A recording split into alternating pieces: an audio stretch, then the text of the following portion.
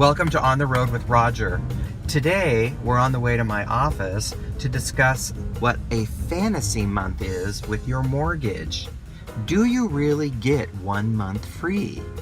I want to explain with a calendar what happens when you close on a mortgage and the difference between the renting situation you might be in and your payment. So for example, when you rent your home, you're always paying for that month or ahead.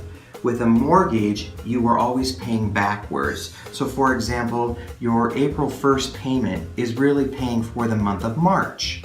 So say you purchase a home and have mutual agreement on, say, March 16th, and the transaction is closing on April 15th. Usually it's 30 to 35 days for a lender. When you close, the lender is going to collect the interest of the loan as a part of your closing cost, and that means that your first payment won't be till June because this interest that's been collected was for May back to your closing day because you're paying backwards. The only time that it can be potentially different is if your closing is in with the first few days, and then a lender may give you an interest credit for that month, and you would then pay at the beginning of the month and not get this fantasy month.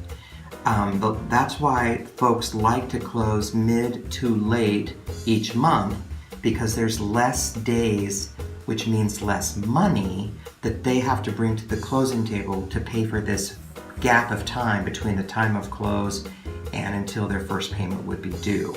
So in this case, May could potentially be the fantasy month for this particular buyer. If you are renting and have paid perchance your first and last month's rent, then you would be giving notice when you went under contract, would not be paying your rent for the month of April. You would close on your home here. Obviously in May, you own a house now, so you wouldn't be paying the rent. And it means that then April is your fantasy month for your rental, and May is your fantasy month for your mortgage. So you actually would have no mortgage or rental payment for 2 months if you paid your first and last month's rent.